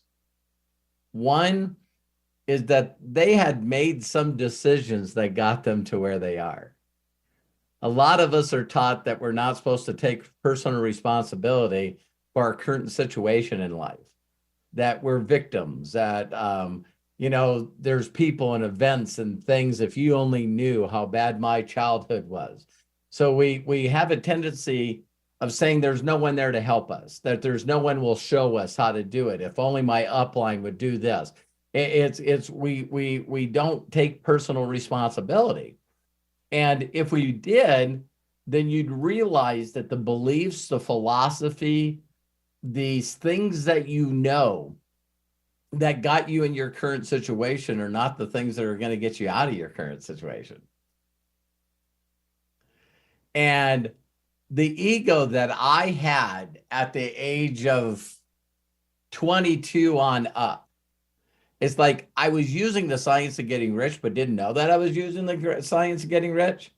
So getting enrolled in the #1 tech school and becoming an automotive technician and then having a professor that cared, so that I was the second youngest master automotive technician that introduced me to 78 jobs where I could pick the one I wanted. Now I'm working for Roger Penske. There was these serendipitous things that just kept happening to me because I had a vision of being a crew chief on a professional race car team.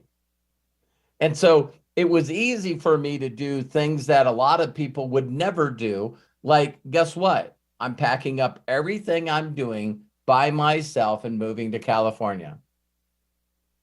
People are like, what? I go, that's where it is. You know what I mean? If it was not IndyCar and it was NASCAR, I'd be moving to Carolinas. You go where it is, right? So at the age of all of a sudden I'm working on professional race cars, I'm making 60 grand a year. It's like crazy. This was like 37, 38 years ago. And for me not to be fulfilled and not knowing how I was helping people, and then all of a sudden having that accident happen, and 9 months where I got my identity stolen, and I felt I wasn't worthy, where everyone that I loved, I pushed away and secluded myself. It was in that, James, in that place of just day after day, month after month, hour after hour of total humility, where I was stripped by everything, is when I realized to myself, and I pray that none of you have to go through this, that's when I knew that I didn't know anything. It had to be, you'll notice that a lot of people that are very successful have something tragic that happens in their life when they all of a sudden realize that they came to the point where I do not possess the wisdom, the skills, or anything to get me out of this situation. That was the day that I gave up, I surrendered, I asked for help, and it immediately came. It also was a blessing for me, James, because I was so humbled that I wouldn't even think about asking questions. Think about that, where you get connected with someone and they say, this is what you do, this is how you do it. And your answer is, yes, sir. Yes, sir. Didn't need to add to it. Didn't need to subtract to it. Didn't say, well, listen, I wouldn't feel very good doing this because I've never done that. I was scared. I was like, I'm the most introverted person I know. And my mentor saying, Robert, the only way you're going to get at this is if you practice, and you got to go out every day, all day, and talk to strangers.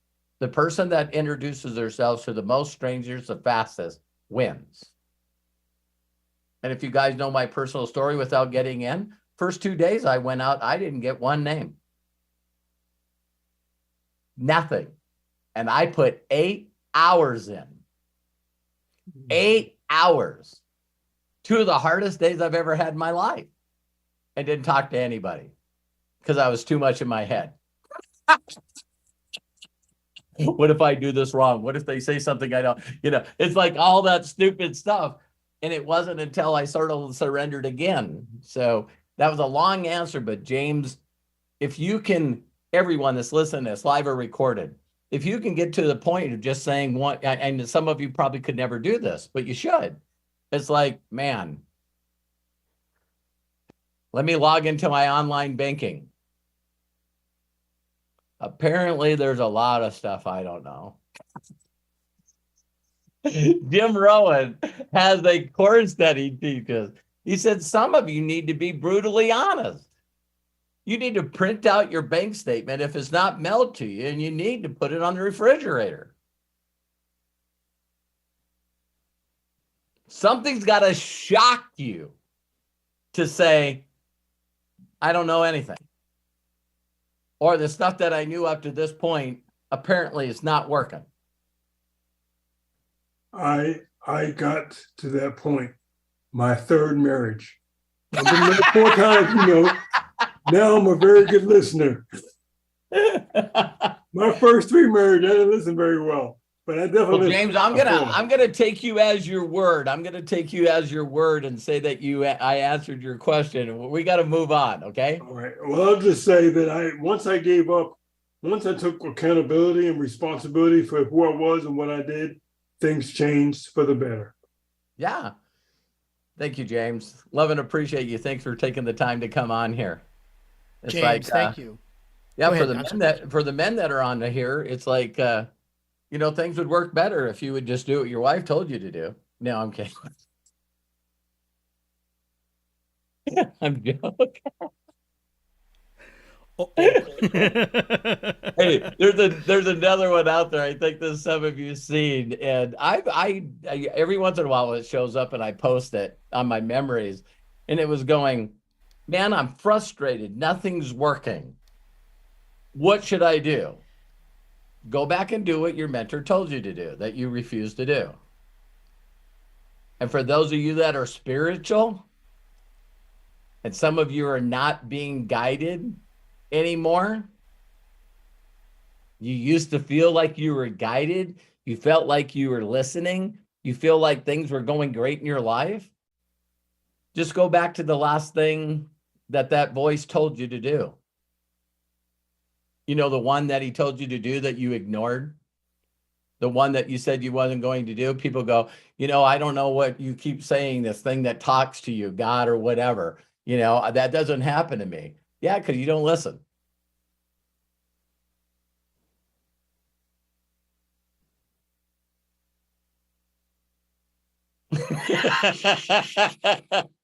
So if you get quiet, all you got to do is be humble and say, please tell me again. Sorry, I wasn't listening. I'm going to pay attention this time. Watch how fast your life changes. Watch how fast that when you shut up for a little bit and just ask a simple question. I wasn't listening. Can you remind me again what direction I'm going to go? Because a lot of people get stuck in life because they got a path. They were listening, but you didn't let go. See, you just stayed in it. Me, that was going to be a mechanic, right? What if I wasn't listening? Can you imagine where I would have been? Me and my wife were talking about it. I surrendered, asked for help, got an invitation, found a mentor, and be a 61-year-old auto mechanic.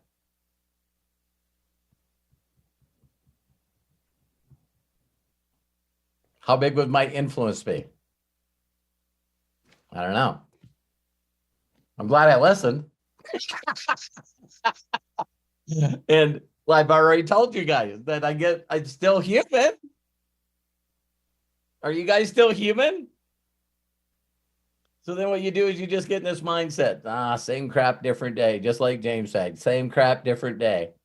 And it's like, man, if you're just doing the same thing over and over and over, not only is that a definition of insanity, but while you're doing that, not getting results, how do you feel? I feel awful. I don't like it. That's not the right feeling.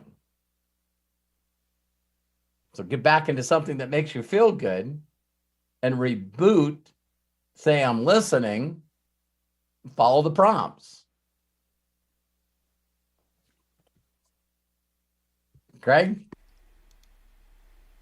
Wow.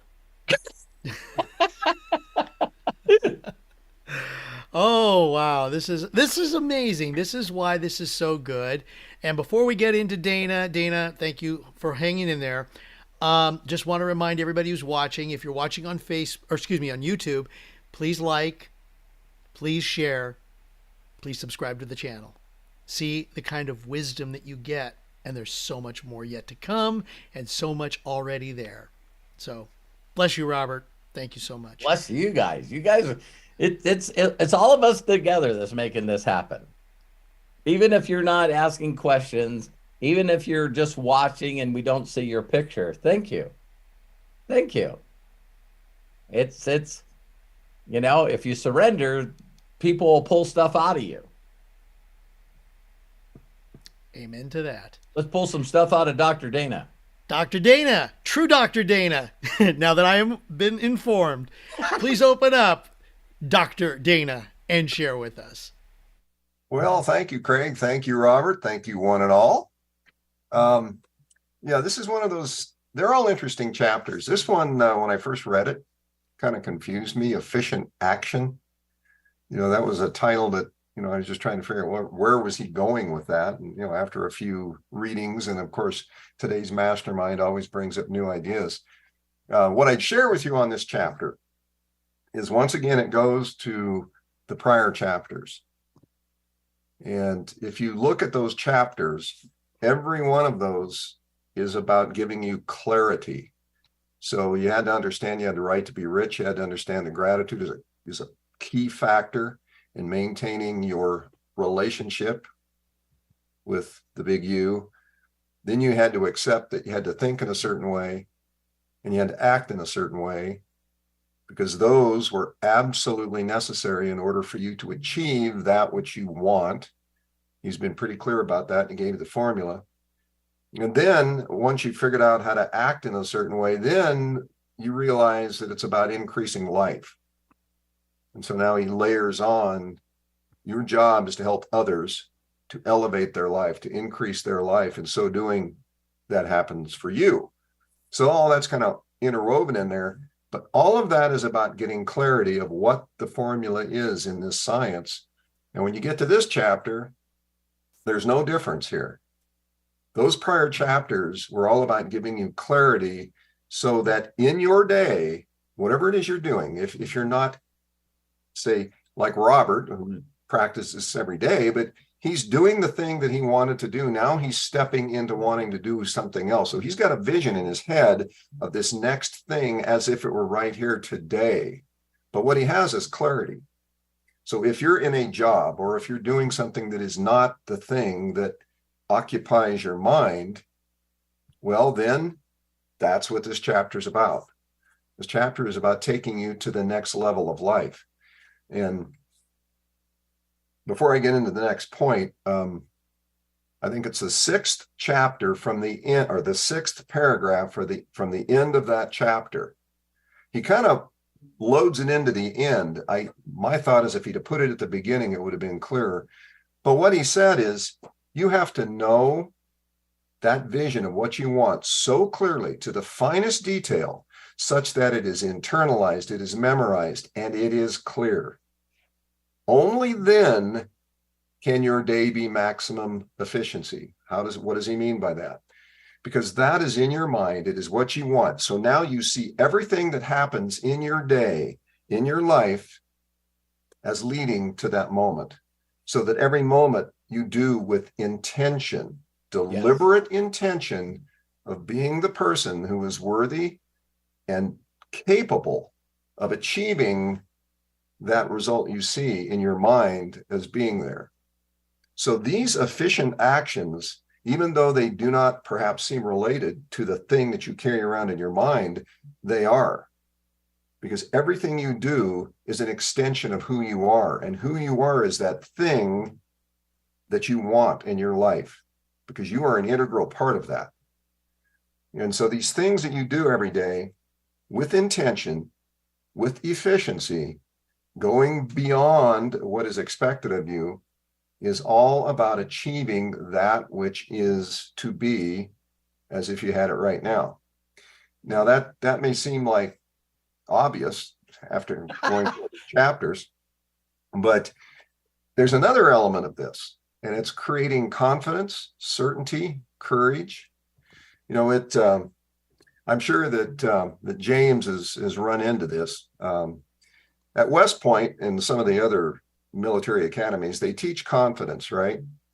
Well, one of the strategies that they use is I'll call it micro experiences, but it's really micro wins.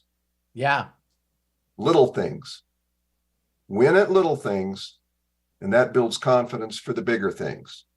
So when you act with intention and clarity to make every act efficient in affirming who you are and affirming that that thing you want is right now, those micro wins build the confidence, the certainty, and the courage, and faith and belief.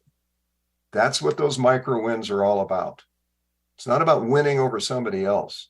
It's about winning over that which would distract you or detract that clarity that you have in your mind of who you are, who you're becoming, and this thing that you want. So that's what I wanted to share from my interpretation of what this chapter is all about. You know, right on, Dana. So that's it. That's all. The only thing I have to add to that, Dana, that was right on the money, is that how many of you are 100% aware that you're constantly being distracted? All right. That's a lack of clear vision. If anything and everything will distract you, you are not freaking excited about what you are looking forward to. And every one of you have been there. Have any one of you ever done something and forgotten to eat? That's the clarity that I'm talking about. If you ever are so focused and so happy and so full of joy going after something that you enjoy doing, and someone said, oh my God, it's 3:50. Oh my God, I normally watch this stupid show at 2:00. I blew it off. See, normally you never miss it, ever. But that was a distraction. You see what I mean? Because you're so focused. Have any of you been involved in a really good conversation, even on phone, and go, have we been talking for 3 hours? That happened to any of you?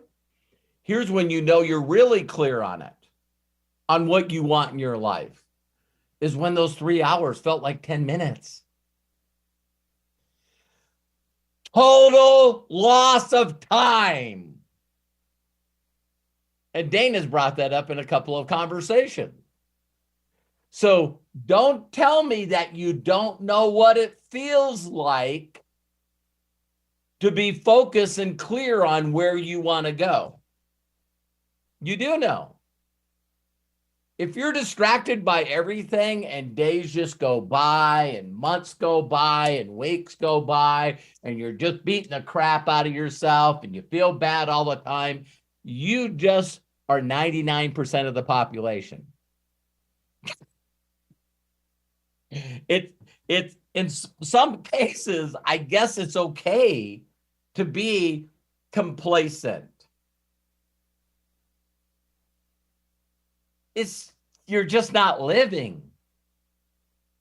Because some of you, when I described what I was talking about, and you raised your hand, when you're in those pockets of time, and it's fun and it's enjoyable, and you lose track of time, it's like you guys are describing a majority of my day. A majority of my day is in the phase that I'm in right now. And here's the funnest thing about me. You guys can ask Matt. You can ask anyone that knows me. The energy level that I run at is like mind-boggling. And I feel like I got more energy now than I've ever have. Got a clear definition of what I need to do. Watch how fast I hit 1 million subscribers. Watch how fast this TED Talk comes. Watch how many million views that I get. It's a clear definition of every step that I need to take. And I get up in the morning, I get on it, bam.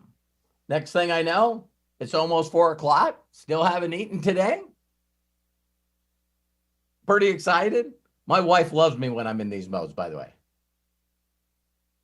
And you're going like, how do you go to sleep? I have to wind down, put down the computer. And when I lay in bed, for the first time in years, Carrie and I have been together for 40 years. And now when I listen to meditation, she's listening with me. Now I got this little speaker that's on her headboard and it's Bluetooth with my phone. And I look at her and I go, want to go to sleep to some Bob Proctor? She goes, yes, I do. And now I get up in the morning and I go, how'd you sleep last night? Man, I'm having the best night's sleeps ever. It's like, yeah, got to get that mind in that position. I visualize before I go to bed. Just like James said, I already know what I'm going to do tomorrow. I already got it planned out. I'm just getting closer to my vision that I already have. Going to come out with another book. Me and Matt are going to create some intellectual property that has never been seen. It's going to be an animation. Matt's going to finish his movie. You guys will like this one. Matt's got a script in a movie called The Pyramid Scheme. We're going to build a network. The network's going to be so large that you guys don't realize you can't dream big enough. You can't.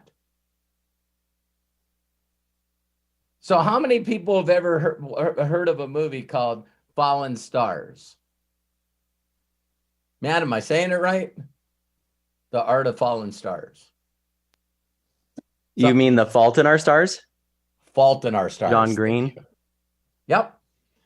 So John Green writes a book, goes to every publisher on the planet. Everybody tells him no.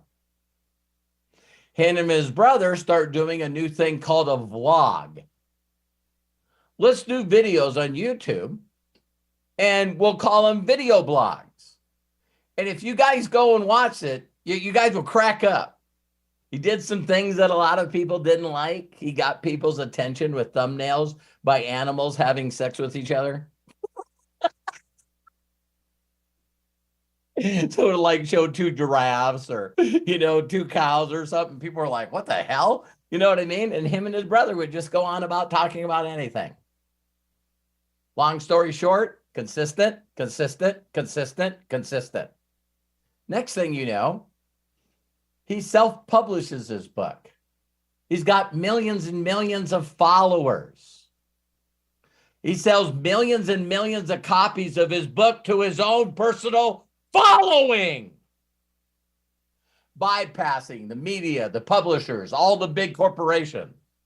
Now Simon and Schuster call him up. Hey, we'd like to publish your book. Yeah, you'll publish a physical copy, but I'm not giving up my digital rights. I already did the digital. I'm selling the digital. So they go and sell the book. He gets all his fans. They go buy a hard copy of his book, becomes a bestseller. Now that it's a bestseller, he gets a call from Hollywood and they say, hey, is there any way we can turn this book into a movie? Because you sure can. All because he focused on building a network first and serving people. He created his own audience of a bunch of people that are geeks from the dork forest. Do you know anybody else that's done this? It's like you could cater your books, you could cater your stuff just to one audience. The Lord of the Rings. I have no clue what the hell this is. I just know it's pretty big. Just like the Harry Potter books.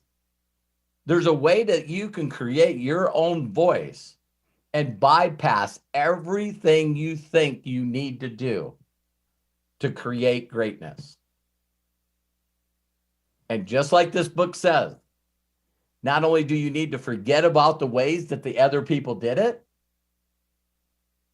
but you got to believe that the universe will create new technology, new people, new things to make sure your dream comes true. You can't dream big enough.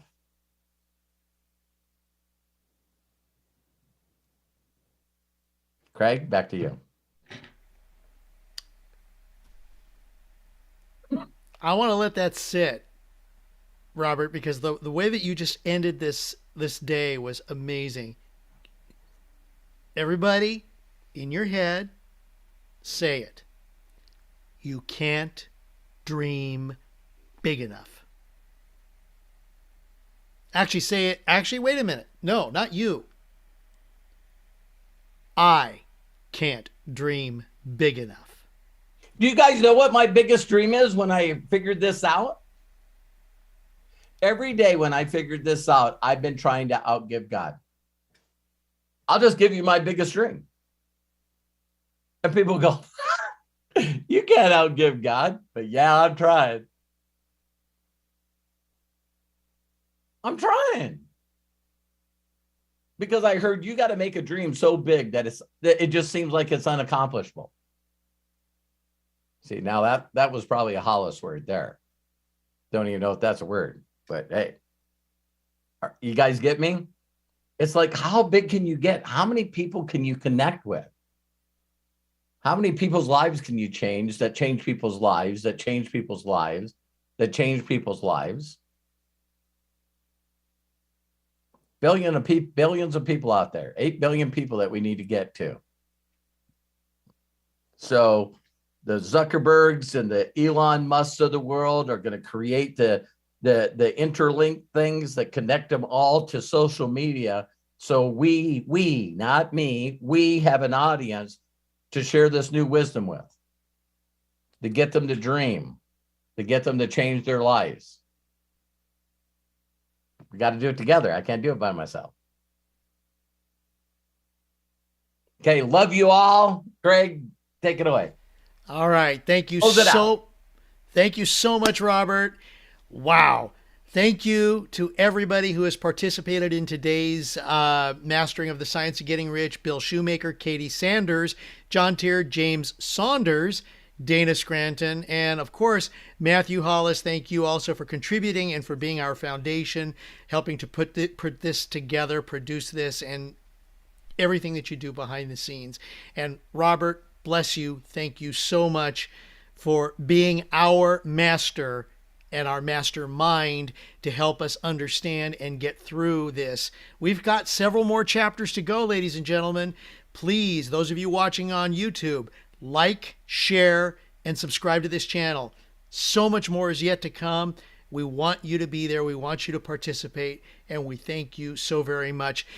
Next on Mastering the Science of Getting Rich is Chapter 13. And again, another step to mastering the science of getting rich, getting into the right business, which is kind of the direction we're sort of headed to right now. Whoa. Yeah. So you definitely want to be here tomorrow, 1 p.m. Pacific, 4 p.m. Eastern time. And we thank you so much for joining us. Please be good to yourself, be cash, and bye-bye. And I'm going to unmute everybody so we can say, have a great Saturday. There we go. Yeah. Take Hey, care. Robert. Thank you, guys. Awesome. Thank you, everybody. Fred, Thank you. Appreciate you, Robert. appreciate you, man. Thank you. Thank you. You're awesome. Thank you, Thank you, Robert. James. Thank you, Absolutely Bill. great. Thank you, Matthew, Mary, Dee Dee. Best Saturday I keep afternoon saying ever. Michael. Michael's going to give me his real name one day. Hey, James. Hey, Mark. Nice to see you on here, Mark. Thank you for taking the time. Hey, Carmen. Thanks, Dustin, Randy, John, Daniel. Thank you, everyone. Thanks, Dad. Thanks, Craig. Thank you, Matthew. Uzi, Thank you, Melody, Robert. and Danielle. Thank you so much, you guys. Matthew, Much Robert, appreciated. Craig. Have a good week. You guys are awesome. Thanks.